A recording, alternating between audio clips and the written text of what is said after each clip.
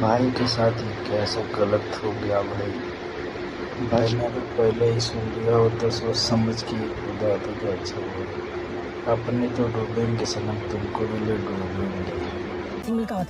किस्मत में जब केहू है नहीं पारी तो सहला काहे खाती 14 फरवरी रोज ये फंस गया सीएम। सोच दे किसिम किसिम के पोज दे। हेलो। हाँ कहा था ओकर बहनी ओकर संग आए बा आज तहु ले ले। रुक रुक भैया बताइए। ठीक बा जल्दी से आओ। किस्मत में जब कोनो है नहीं पारी तो कौन का करे लाट चाटे काम तो गुलाबो ना लिया है। बहन चोद